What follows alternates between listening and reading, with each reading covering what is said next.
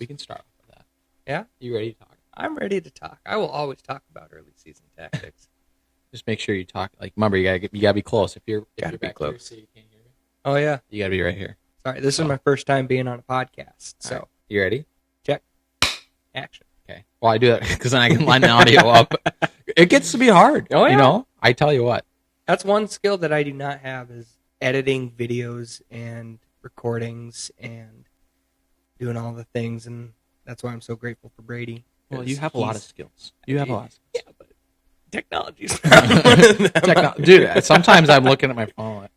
I look like I'm an old person, you know. Yeah. Got the spectacles out, Yeah, you know. I gotta throw them all the way. All the way down. Yeah. Right in the Look bridge way of off your into nose, the distance. Yep. Yep. Oh, Right on. Well, I got Mr. Francis with me, Granny. fly fishing pro. Sometimes. Sometimes. Only when the fish decide to eat. It looks like magic when you do it. I have spent, my entire adult years fly fishing. Hard. And I first started fly fishing when I was 7 with my uncle out in little brook streams and little high mountain waters in Colorado. Oh yeah. But in all seriousness, I got Liam Gallagher with me. Liam Gallagher. I just call him Brandy. Hattie. So today on this episode, we are going to be talking about early season tactics. This idea came from Liam, so I think it would be fair to have you start off. And for the folks who don't know Liam, me and Liam have done a lot together. Kind of grew up together. Kind of, yeah. Yeah. I could say that confidently. Since was it freshman year of high school for me, and your 8th grade year. Yeah. Askren Wrestling Academy. Yeah, because I'm a year older than you. Yep. Or grade above. Grade above. Yeah. But no, so I think you killed your first year with me. Yep. Opening Scouting weekend. trips. Yeah. Oh my gosh. Yeah. Opening weekend. Yeah. Yeah, a nice oak flat. But anyways, I think it'd be fair to let Liam start this off and talk about his early season tactics, what he finds to work for him, and or the things he does to see more deer. Well, and I know that you're very, like, the properties you hunt is very much more public. yeah. Other than the occasional invites, I love to hunt public land. Right. And that entails a lot of pre-hunting scouting and getting up, bright-eyed bushy tail, and just spending the entire day out in the woods. Right. Finding 1,000-acre chunks of land and saying, hey, I'm going to start here, and I'm just going to walk and walk and walk and walk. The biggest things that I look for, and I definitely utilize the Onyx app, is I look for those topography changes. I look for those draws.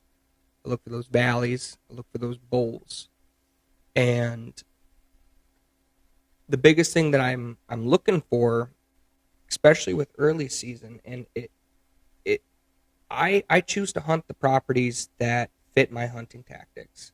Now, a lot of people, they like to Your hunt hunting tactics, your styles. Your style. Style, I should say. Yeah, your style. Yeah. Style. And I love to hunt bowls. I love to hunt valleys. I love to hunt low. And I know a lot of guys, they're going to go out there and they're going to sit on ag. They're going to sit on those beans. They're going to sit on those, on the edge of corn, especially when corn gets chopped. What I've found best, for me personally, and what I've been successful, I'm not going to say the most successful because I'm still a very young hunter. But what I've done best with is finding transition points to where you know that there's going to be food in one spot, bedding in the other. And if you can find those 2 points and set up on some kind of a draw, and what I mean by a draw is a focal point, a natural focal point, especially with public land, is you don't get the, like you and Marcel touched on. You guys don't, public land hunters, we don't necessarily get the benefit of spending the entire off season preparing a chunk of land. Oh, right. No, yeah, Marcel's a big public land hunter, absolutely. too. Yeah. Absolutely. So he's better than me at public land hunting. I will give him the benefit of the doubt. He has given and taken bigger bucks on public land than I have. Well, you got a nice 10-pointer on some public there too, though. Yes. On the ground. That was a fun That was early season too, wasn't it? That was definitely pre-rut. When was that? That was in October. That was like October 10th. Oh, okay. October 10th. Yeah. And that was a very fun hunt. Like right in a good front coming through. I think early season, like the biggest thing is having a good cold front. Oh, absolutely. Or even like a nice temperature change, or if you can pattern them like through the summer and going into that early season. I mean, you can use it as a reference. Obviously, once their velvet sheds, their path of travel changes from more open to a little bit more. They can handle more thicker. Yeah, absolutely. Timber. And I love hunting big timber. I'm not the biggest fan of hunting over fields just because I haven't quite mastered the art of still. Oh, yeah? You like to move around? I like to move around in the stand. I like to move around. One of the benefits of saddle hunting is, Brady even touched up on this last year, is you get to sway a little bit, you get to move a little bit, and you're not just secluded to one point and standing in one point. Oh yeah, no, it's not like high school. You're sat in this chair for the rest of the day, right? Exactly. No, 100%. But I'm gonna go and find a nice mature forest, and what I mean by mature forest is big oaks and the ground foliage that's out. I should say. I want it to be about knee to thigh high. Hold on. Technical difficulties. There we go. Well, you're kind of... There you go. I move a lot. Yeah, do that. Right there. Is that a little bit better? Yeah, see how you can hear yourself a little bit better? Oh, yeah. So when you can hear yourself, that means they can hear you. Oh, well, folks at home. Sorry for the brief I'm like, it was a little quiet in my headset, so... No. I think we got it now, though. All right. Put the nose up there. There we go. Yeah, use it like a nose button. There. But no, I want to go up into those big mature forests where you got standing oaks and you got those. You like oak flats? I love oak flats. Yeah, can't beat them. You use like edge and stuff like that still, right? Yeah. I mean, deer are an edge creature, so. Well, they're definitely cruising, but if you can find what I've found, if you can find an oak flat with topography and then there's a little bit of a break, they're definitely going to go like to that break. A bench. Yeah, like a shelf almost. Yeah. And being able to set 20, 30 yards off of it, and you get an intersection point where your pre-scouting knowledge comes into play, where you can find those trails that are going in and out. Being able to go and sit off of that, and that's for young hunters and new hunters that are wanting to get out into public land and wanting to go and venture away from hunting with dad, if you will. I know, but getting away from it and just trying to find your own path. It's something that you need to think of. Hey, I don't want to be on top of the deer, because if you're on top of the deer, well, then you got to make some difficult, right down below you shots. Well, and plus, if you're on top, you're talking about stand location now, though, right? Yeah. Okay. Stand location in like those, once you find a good, flats, like once you can find a good highway or whatever. Finding those flats and being able to do all that preseason work and putting in the preseason work, that's definitely going to capitalize on your hunting season. You're going to find where they go. You're going to be able to kind of pattern them early season. And we're about a month and a week. Like I think it's like 34 days or something like that. Something like that, yeah. Yeah. So we're rearing up on it. So I'm thinking, where are these ducks? Yeah, where are these bucks? Where are the ducks flying? They're in the water. In the grass. Yeah. No, in the duckweed. In the duckweed. Yeah. That's kind of their name for it. But those not you. I mean, you walked. So you walked a piece of public this weekend. Yeah. What did you? What were the some things that you were looking for? Like you were sending me some videos. Yeah. So when I went out into that chunk, there was a high top, and that high top was primarily made for pheasant. So it had a lot of switchgrass, which is phenomenal for bedding. The deer, they go in there, they sit on the edge between the switchgrass and the forest, and there was a lot of bedding zones. So it's not just me saying, hey, I think there's going to be bedding there. You were able to walk through it, and you were able to see the beds. Oh yeah, no, it was like a very visual thing. And it was a visual thing, and it was like, okay, this is a thought that I had. Let's go and confirm it. And I think that's a great part of the preseason check is you have a thought, let's go capitalize on it and prove yourself right. And if you prove yourself wrong, it's like, okay, now where are we going to go next? Yeah, it's a win-win. Yeah. So when I went into this chunk of public land, there were two valleys on either side of this high top, and each side of this high top with the valleys, they had draws going in and out. And I wanted to walk along the transition points because what I've noticed is that a lot of these bucks, they don't skirt, or they don't walk the very bottoms. No, they don't do tops or bottoms. They kind of do a midsection. They do the midpoint, right? Yeah, depending on like the wind direction and stuff like that on that day too. Absolutely, yeah, 100%. And when I'm walking these up and down on these draws, I don't know what the actual name for them is called, but I call them draws. It's where it's a break in the topography to where there's a low on each side from the main point. Oh, the points, like fingers. Fingers, thank you. Yeah. So off of these fingers, I like to walk over and down, but I'm not in the bottom. So what I'm looking for is I'm looking for these flat points with good cover around it, but still good shooting lanes. Mind you, we're still in September, early fall, late summer. We're going to have tons and tons of leaf cover. So if we're up 20, 30, 40 feet high, you're not going to be able to get a good shot off most of the times because you're going to have stuff in your way. And you're not going to be able to see, which is the most important thing. You're not going to be able to see these deer come in and out. So I'm looking for openings. I'm looking for cover. I'm looking for kind of a perfect happy medium of what is there and what could be there. So when I'm going to go set up a trail camera, what I did this weekend is I found an oak flat kind of nestled into this bottom. What do you use for cameras?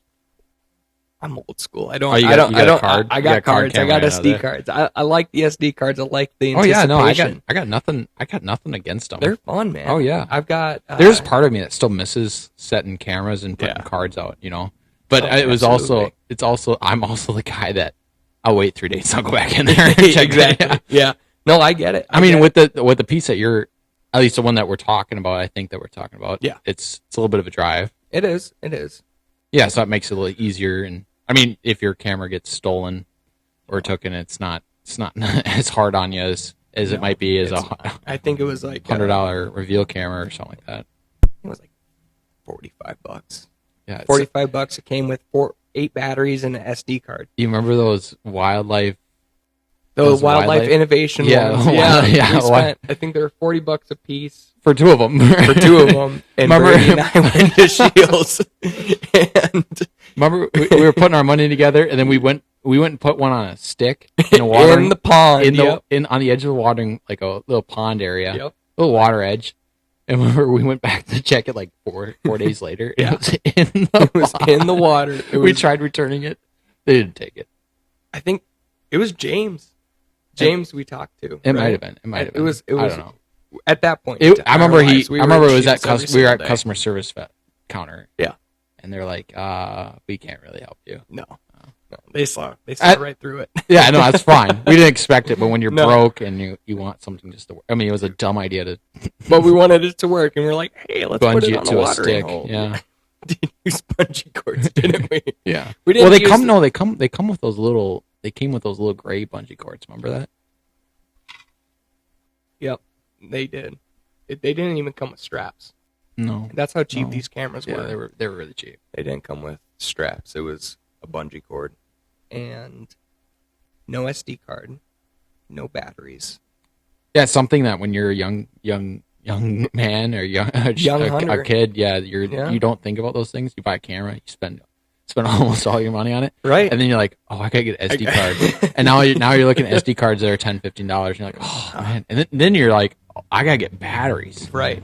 I remember going to the Dollar Tree and getting those Dollar Tree Yep. batteries Yep. because then I mean they're cheap. It doesn't I mean matter at those that SD point, cards cameras they do work for a little while. I mean do. when it gets cold out, They don't like really to work yeah that well. yeah. But this is for early season Yeah. scouting, and hopefully by the time it gets cold enough to where you need to worry about your batteries freezing, you're like, I I got a have pretty a good good grasp map on it. I got a of good where grasp this on it. land is. I know what things are at here. Yeah. Yep. Did you put up on a back to what we were talking about originally?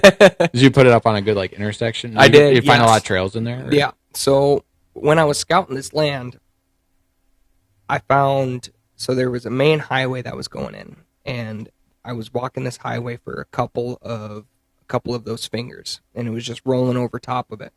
It wasn't down in the bottom, which makes me think that there's going to be good buck sign up there. There was also good tracks. Now it's a little early for them to be shedding their velvet. It's very early for them to be shedding their velvet. Yeah, if they're shedding their velvet right now, they got other issues. They got other issues, yeah. So I'm not looking for scrapes, which is another thing that I want to touch on when we get in talking about early season sign and early season hunting tactics. Is the early season scrapes when they're shedding their velvet? Oh yeah, no, they really. I mean, they find brush piles and other things like that, and they'll just really go to town on them. Oh, absolutely. Like that's where you see a lot of rubs start too. Is when they want to take off their velvet. They want to take off their velvet. Yeah. So it's like you ever have a scab? You ever have a scab that you just can't stop scratching? Are you a picker or like if you get a cut on your arm? Yeah. Absolutely. It's like just about healed, and you just peel scab it off, and then you're like, oh dang it! Now it's got to go over. Makes again. a good scar. Yeah. 6 scars. That's what I was always told. Yeah. Well, maybe it's kind of like that. Deer are the same way. The exact same way. Yeah. But no, this trail that I was walking on, and I walked over 3 fingers following this one trail, and I was like, this has got to lead to somewhere that I could hunt, because following this trail, it was all thick. It was just thicker than snot. Yeah. You got blackberry briar, you got buckthorn, you got all of this ground cover that makes it perfect for, good bedding area, but nowhere where you can hunt it, because the foliage under there is 6 feet, 7 feet tall. Right. So I get to this oak flat that I ended up setting this camera in, and it was wide open. It was beautiful. It was pretty. You sent me a video. Yeah. I wouldn't see it being a. I mean, I don't know how tall that foliage was below it. It was thigh high. It was a good stem count in there. It was, yeah. And they were grazing it too. Yeah, which was pretty cool to see. Is along this trail. Stuff to pay attention to, Yeah. like tops of twigs and stuff like that. The things that you wouldn't really be looking at if you're looking for only deer trails. Right. You gotta think of, what do the deer eat? Well, are they eating along the way? Or are they going to a field that's outside of the public land zone? And they're like, where do you want to set yourself up in? Yeah, in that area, is there a lot of crops around that? There is, yes. So on the other side of the highway, there's beans, and then on the downhill side, so going more southern, there's a lot of corn too. So you kind of get a nice mixture of everything in between, which makes me think that this is going to be a great transition point and a great corridor for these deer to run through. Right. So when I was walking through this chunk, I actually I bumped 2 doe that were just bedded in there. What makes you happy seeing deer on public land? I remember we've done lots of walks during season, and Yes, we saw a 3-pointer. We're pretty jacked about that. Yeah, well, that was after 4.5 miles of walking through the Yeah, nastiest stuff that you could find. Yeah, I mean, a oak flat, as far as like when the acorns start to drop, it is usually around that opener, which makes it hard, because then, as far as like as a private land guy, like I hunt private land a lot. I do hunt. I have gone hunting with you and Marcel both on public land, but usually I'm just filming you guys. But what I've seen is like when the acorns start dropping, in it doesn't, like, your food plots aren't as active, and your your cameras you have on bean field edges or cornfield edges. Not saying that they don't still go there, but like it seems to drop Kind of off shuts a a little bit. Yeah, just a little absolutely. bit. Or like later in the night because when acorns drop, then all of a sudden they got food everywhere. Not that they didn't have food ever before, but it's like candy, you know. Yeah. Why would you venture out into some place that doesn't give you cover to get food when you got cover that's at your feet and in your bedding zone? Right. No, So, and it makes sense. I mean, that's what your success level was like contributed towards a lot with your first buck too. Was that oak absolutely. flat It that was we an had oak that flat. stand set up on? Yeah. And Brady definitely spoiled me when he took me out for my first hunt. You know, it was my first deer It was ever. pretty sweet though. Oh, it was glorious. Yeah. I will tell that story till the day that I die. Yeah. Do you want to tell it?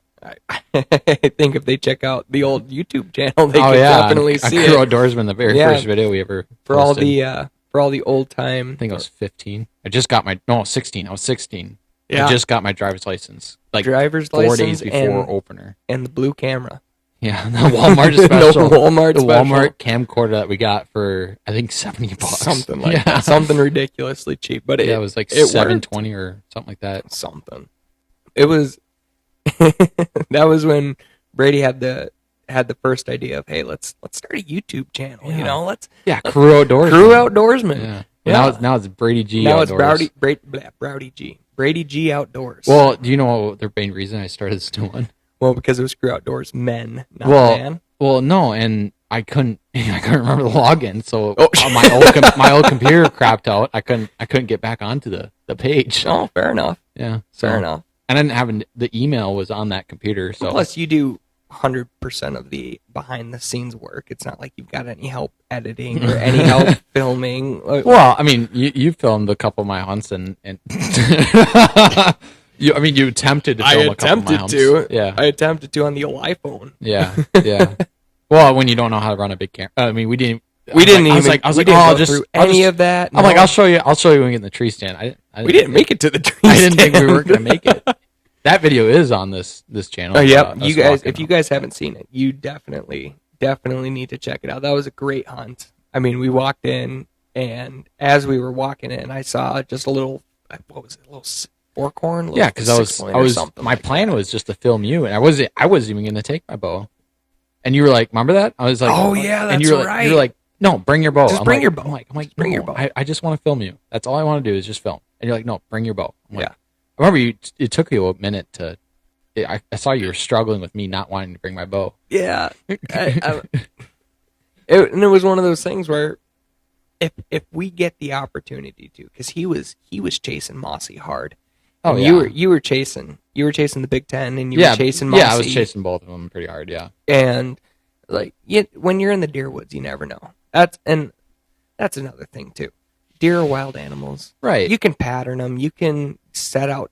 Well, I mean, and I even told you, like, and, if they walk out, I said, you got to go ahead. I wasn't going to hold you back. Right. And that pill for you was hard to swallow. Yeah, it was hard to swallow. Like, I don't want to do that. No. I'm like, well, a little backstory is we were supposed to go hunt public that afternoon.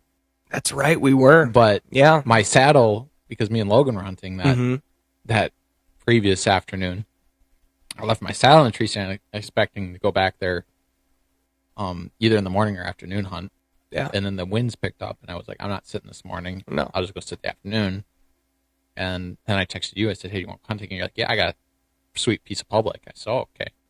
And then later, I'm like, I got your house. I'm like, hey, man, I'm sorry about this, but like my saddle's in Menominee on the private piece. So do you want to just go hunt that? And he goes, yeah. You were like, oh yeah, no, let's do that. Yeah, let's go do it. And that was a fun hunt. It was a good time. Oh yeah, on the ground. It was like 30 to 40 mile an hour winds that day. Oh, it was brutal. Yeah, walking across those hard, cornfields, those fresh cut cornfields. That was bean fields, but yeah. Was it beans? Yeah, it was beans. My bad. Sorry. Yeah, we got to get everything, politically correct here. Yeah, because I know what. You never know if the farmers are listening to this. They're like, no, that field was corn. They'll get defensive over their rotation. It's like 3 years on the dot. It is. I think it's hay now. Hay in that field. Yeah. No, alfalfa. It's just hay. So just or barley. Barley. I don't know. I'm not a farmer. Neither am I. It looks like hay to me. Well, that's good. Well, least you got a good cover crop going down. And yeah, I don't know what the whole deal is, but have you been seeing many on that side of the on the hay? property? Yeah, on the or hay. whatever it is. No, Oh, something. not a whole lot. No, Oh. but it was they just cut it, so but I haven't been over there since they cut it. So it was pretty tall. Like it was probably mid waist Okay, before fair they enough. cut it. So fair enough. but no, like oak flats are Definitely a good one. That's something you want to look out for. And I mean, even Owen, my cousin, remember that one where we were sitting in the tree stand and he was like 50 or 60 yards away from us? oh yeah, in Sand and Creek. he was using the crossbow, and you just Yeah. hear a meh, thwack. Yeah, we were literally sitting in the tree stand and I'm sitting there looking down at my phone. I hear, meh. I'm like, And he looks at me. I look down at Liam. I'm like, was that you? And you're like, no. And then all of a sudden you hear the bow just, and I'm like, oh, no one just shot one. And you're like, no way. And all of a sudden we hear, and this deer's come running past us and dies like 35 yards. Yeah, from I us. mean, you and we start hooting a holler. Yep. And then Brady's like, shh, gotta be quiet, gotta be quiet, gotta be quiet. So then we wait, I think it was like 15 minutes, and Owen finally texts us. Yeah. He's like, I just shot a monster. Owen just texted us saying, shot. Well, after a hoot and a holler, he did holler back. Yeah, he did. And then he gets down, or we get down and go over to him because we were kind of just hollering back and forth. Yeah. I don't think he had a phone this time. I don't know. No, that's right. He did not text us. He just yelled, "Big buck down!" Or I shot at one or something like that. Yeah, I don't something remember. like But anyways, that, we yeah. walked over to him and then he followed the blood trail. Yep. And then we didn't tell him No, right away. no, that not at all. It died in front of us. You made sure that he tracked it and he found it. Oh, yeah. And that was something. It was young special. enough that he needed to. Oh, absolutely. He needed to learn how to track a deer. Well, I think he knew how to for sure already, but because of many track jobs he's been on, especially, and he's shot. That wasn't his first deer. No, I think it was wasn't. his first deer with a bow with per se. Yeah, with a crossbow. yeah. But But no, but it was that pretty, was fun. yeah. That was But a that was fun an oak hunt to flat be in. too. And That was early. And if you have problems with like being able to find them, say you don't have like an oak flat or something like that to go off of on the piece of public that you're going to go hunt, you can always use nature's calls. And what I mean by that is learn what a blue jay sounds like. And if you just go sit in the woods, sit on the edge, and you go find it. So what do you mean? Jays. What do you mean? Like use nature's call? So you go sit Nature's in the woods call. like preseason? I have even during season. Like if there's a chunk of public that I've never been to, it's in the season, and I just want to go out there with my bow and walk. Because I'll do that too. Is I'll just spend a couple of hours walking and searching during the season. And if I find a spot that I like, I'll go sit on a stump. I'll go sit on a log, or I'll go tuck myself up and behind some brush. And I look for blue jays calling back and forth. And what that's going to tell you is that there is some kind of an oak, whether it's white oak or red oak, dropping acorns. And that's really specific to the mid to late September when oaks start dropping acorns. So or not mid to late. Blue jays eat acorns. Blue jays eat acorns, I yeah. didn't know that. And when you go and find where the blue jays are going to go, you're going to go and say, oh, hey, there's some kind of an oak tree right around here. So when you go to that, you look and you say, oh, there's a lot of acorns. That time of year, acorns bring deer. Especially on public. If you're not hunting fields and you're not hunting ag, Yeah, you're limited. you're limited to food source. Right. One thing that deer always need, food. And it's like you said, picking candy off the ground is when the It's acorns like are dropping. yeah, it's just like corn to them. Oh yeah. Yeah. So you go find them blue jays, and you go sit up and typically Go find them blue jays. Go find them blue jays, man. I'm telling you. We're not talking about the baseball team. No, the birdie, the Tweety bird. Is it the Blue Jays? Yeah. Yeah, that is. Blue Jays. Yeah. That's a baseball team. Yeah. Let's make sure I had that right. But I know they- they have a Blue Jay on their hat, but Not the Cardinals. Not the Cardinals are Cardinals, red. no. Blue Jays are blue. yeah, Blue Jays are blue. In case any of the listeners were right, confused. right. But no, it's there are so many different tactics that you can learn, you can spend time listening and reading up on to find these early season deer that you don't think of. Obviously, you can do pre-scouts and you can do scouting and you can check on maps and you can find these things, but until you're out in the woods, you don't know what's out there.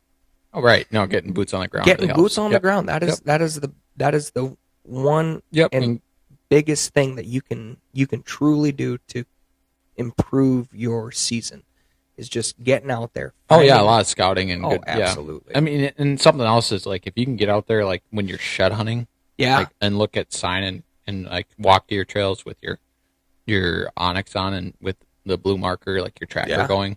I've seen that help a lot too. Like as far as like when I'm looking at my property, or even if I was on public land, understanding like how those deer move. Because I mean, most of the shed hunting I do is I walk deer trails. Yeah, I mean, that's the best way. I'm to not do saying it. that they only drop them on deer trails, but I mean, I'm out there. You'll find them. Yeah, they're there for a reason. You're following those trails, right. And it gives you good ideas like how they move through that piece too. So like if you go back and you look at your phone, you're like, oh, they're all conjoining at this point or close to this point. I should put a stand here, or here for the wind, and then kind of like play that a little bit. Yeah, and that's something that was Brady. She now? Well, it's 2026. You are mighty cute. Yeah. No, but Brady, Thanks. I sent him a picture, and he can read topographic maps for deer a heck of a lot better than I can. I appreciate you saying that. I don't know. It's true. Yeah. I sent you a screenshot of an Onyx map. I didn't even send you a screenshot. I sent you a pin, and you took that pin, put it onto Onyx, and you said, okay, this is what I think, this is what I think, this is what I think. Based off of wind direction, travel paths, and food. Right. All of these things, I could tell you travel path because of topography. Experience. I can tell you have the experience too. Well, and I can tell you something about food sources, but based off of a south wind versus a west wind versus a north wind, that goes over my head. And you got to think about like during hunting season, the prominent norths, like it's a prominent north wind. Absolutely. Or northeast. I mean, you do have a northwest winds a lot too. Yeah. Depending on what months you're hunting and stuff like that. And there are sometimes in early season, like early September, you do have south winds. Yeah. Think about that too. And you can get a crazy warm front come in where it reaches 70, 80 degrees, which if there's anybody from the south listening on this, that is warm for up here. Yeah. Especially in September. Yeah. September is usually in that, I'd say 65 to 74 degree temperature. Yep. As far as like consistency. But you're really looking for those breaks where, even if it drops down to 55. Oh, yeah, in the morning. Yeah. Or even the afternoon, if you get a snap where it's fast dropping. Yes, absolutely. Yeah. If you can get a 5-degree drop within an hour, right? Go hunt that hour. Yeah, and then now you're getting like the oh my goodness. The pressure. What is the geometric pressure? Geometric pressure. Yeah, I got that right. Geometric pressure and stuff like that. And barometric pressure. Barometric pressure. That's what I was looking for. Oh. Geometric. Geometric is okay. Never mind. But barometric break it down for me, Kimosabe. So, if you're thinking about your geometric pressure, then you're thinking about the actual temperature drop. The barometric pressure is looking at the atmospheric pressure dropping because of the temperature. So, if you bring it back to 7th grade science classes or 8th grade science classes. I have a hard time remembering this stuff. When things get cold, molecules and atoms condense. When things get warm, molecules and atoms space out. I know that because I've done lots of lots of wheel bearing work, and you put a wheel bearing in the freezer and you can fit in your axle a little better. It's the exact same process, but it's just with oxygen and potassium, or not potassium. Oh, right, but oxygen and air. Yeah, back to deer hunting. Science class with Liam. Thank you for tuning in. Science 101. Yeah. We got Liam the science guy. Oi, oi, oi. Anyways, So, but like geometric right picture. when you get in a like good co-fronts and stuff like that, I think you're getting into that edge of it. Absolutely. And then And when they're early season too, you gotta look for those early scrapes too when they're shedding their velvet. I mean rubs. Yeah, rubs, not scrapes. When There's a difference. There is a difference. Also, something that Brady taught me about not too long ago. Rub on a tree, scrape on the ground. Exactly. Yep. And when these deer are moving, it's the smallest thing that's going to throw them off of their pattern. They're very unpredictable, in my opinion, at this point in the hunting season, until they get to that where they start to chase or they start to switch the food points, because there's a lot of you feel that way. I feel the because polar opposite. There's a lot of moving variables. Oh right, no, I'm saying the first sun starts to set lower, so they're going to go to a shady spot earlier. Well, They're taking the corn off, or they're taking the beans off, so then they're going to move to a different food source. And what I've seen is that they'll move, and you have to, like, not night and day, but if you find fresh scrapes, fresh rubs, if you find a fresh rub and it's wet, hunt that area. You find fresh track, fresh scat. Well, I mean, and I don't think it's like after a rainstorm or anything like that. Yeah. They will come around and refresh those scrapes. Yeah. So I mean, but I guess the part that I'm confused about is for a different reason, right? Instead of marking territory, it's just to get the crud off. Well, you got to remember, like we have these things called cell phones. Mine's being used as the camera right now. We have these things called cell phones that talk to each other.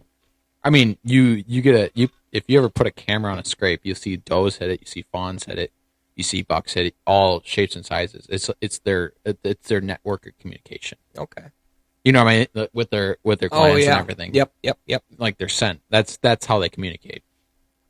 I don't know. Just tell them like, oh hey, I'm over in your house right now. See you later, or you know what I mean? I don't know. As far as the getting into the biology of the whole thing, I'm not real educated on it, but I know that much about it. But as far as like being the most powerful, I feel like going into like I'd say the first week or 4 of September into early October, I think that's the most powerful. Now, when you're getting into the mid, or like I'd say like beginning of October, even it starts to switch to where what you're talking about with the more variables and stuff. Like there's so many moving parts as far as a big change goes to our weather in Wisconsin. Yeah, that makes it hard, and that's where you hear like the October low and stuff like that. No, absolutely. I'm not the best of hunters, but I like to read and I like to listen. Yeah. No, I mean this is all. I mean, for all the listeners, and this is very opinion. This is where I hunt too, which is even though we're less than 75 miles away from each other, in the driftless area, 75 miles can mean the difference between sheared off mountains. Oh yeah, no, and farmland. Oh my goodness, no. There's some. I mean, if you want to learn about topography and how to hunt deer in sharp hill or hills just in general, in a very dramatic fashion, you go to like the bluffs in southern Wisconsin or Minnesota. You go down to southern Buffalo County, Pepin County. It is completely different style of hunting. Right. Where you are chasing deer up cliffs. Well, that's what I mean. Like if you really want to learn about something, go walk. Just go walk some public in Minnesota. You'll be like, what the heck?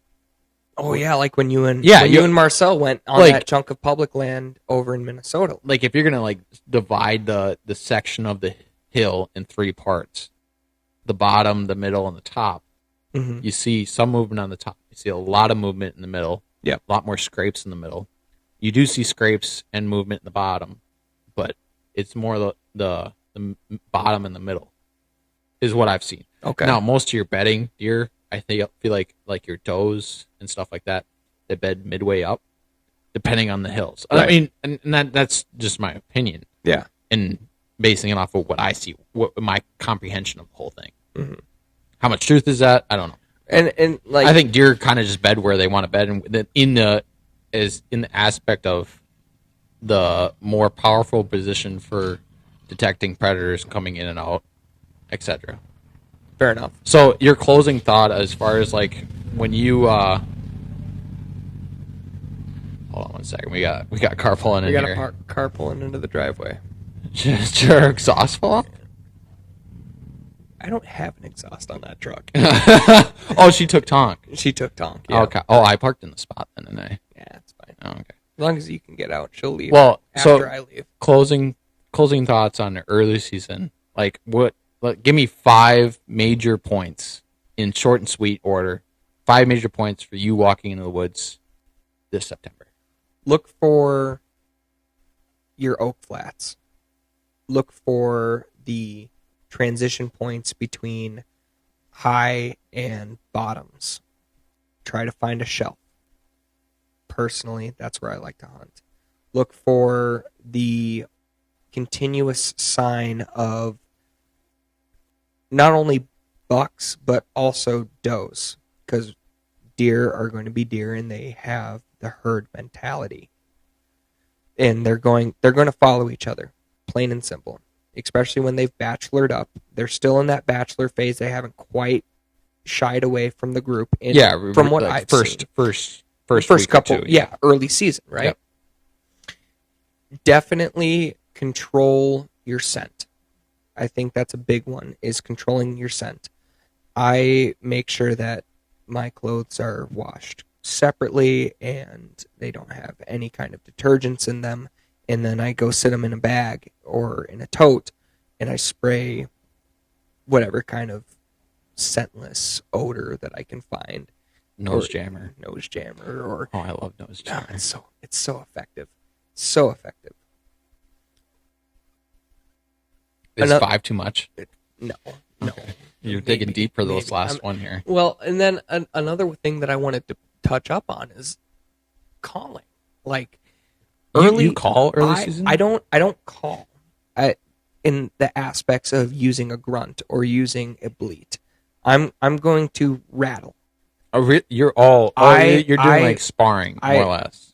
I rattle the same way that the forkhorns and the spikes who are just playing rattle. So I'm not.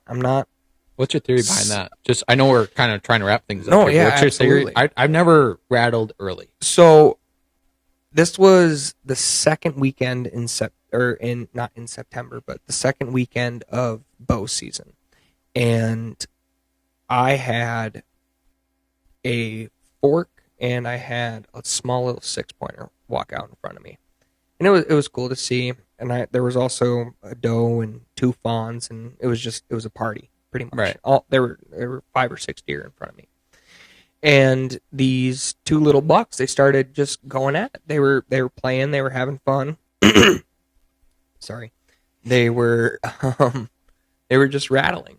And about 15 minutes later, a nice shooter presented itself about 40 yards. Right where those guys were rattling? Right where they were.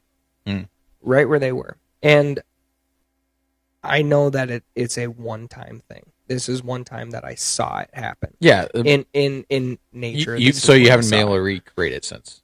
No. Or you haven't I have been able to recreate it. So, oh, you have? Okay. And I only did it once. It was so it's not the next it's not a weekend. Scientific experience. No, it's not. I'm hoping to do more of it this year. Yeah. I'm hoping to do more of it this year to actually see if it works. But I'm not banging rattle or banging antlers. You're not together. aggressive. Not aggressive. Just tickling. It's just tickling. Just to give it a little tickle. Just a little noise. Little noise. Let the big bucks know that, hey, there's other bucks in this area. Messing around. Yeah, exactly. Yeah. The more social deer. My thought process behind that is that these deer are going to come in and say, hey, why are you here? let me go check out what's going on. Right. They're curious. They're not rutting, obviously. They're not pre-rutting. They're not Sounds like more of a social thing. exactly. Yeah.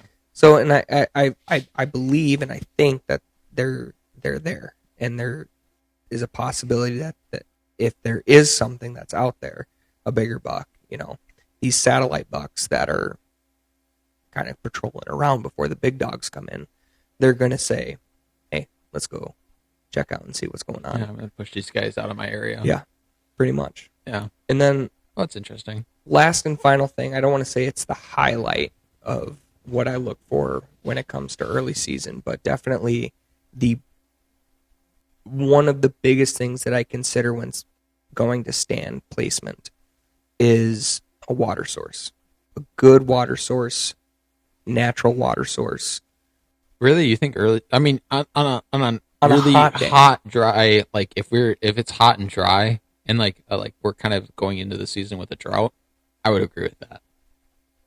I personally believe that because I mean they get a certain amount of water from their food. Well, and it's not just drinking water. When you're around water, it's cooler. Oh yeah, like you're talking about like a creek or a river or something like that. Just something with a little bit of water going through airflow. Yeah. Yeah, exactly. Yeah, okay. So that makes more sense. I'm like, I thought you were like hunting over water, no, like a pond or something like that. Yeah, no. I'm not hunting over water. I'm hunting over cool. Yeah, okay. And it's a lower temperature. All right. And I think the biggest thing is in tow with that is temperature control. Saying, hey, it's 75 degrees and sunny up in this field on the top. Meanwhile, it's 68, 66 degrees down in this bottom. A little bit of shade and stuff. Some shade. Oh yeah, no. A bit of a breeze more of a comfort thort thing. Exactly. Yeah. Exactly. No, I can agree with that. So that's those are your 5 things. I think those are my 5 things, and yeah, that's kind of what I look forward to.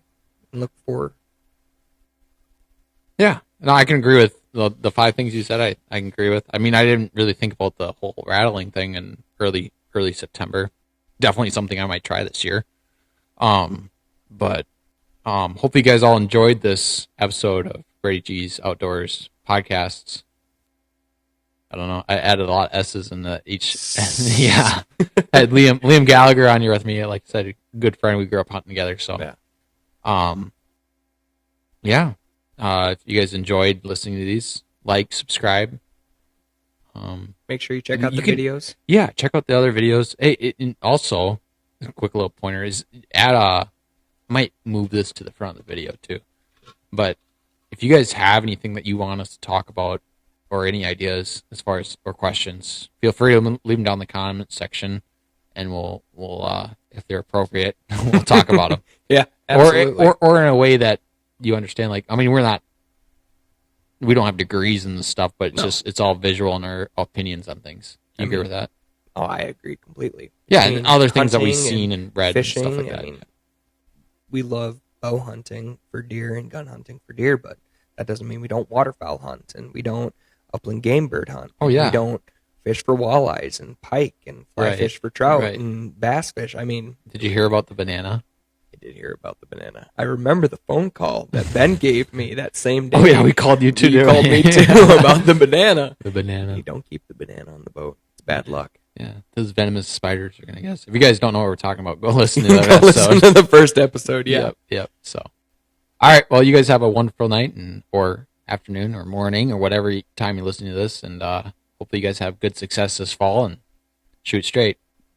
You know, I never really understood that saying, shoot straight. Well, it's the difference of shooting straight and hitting your target.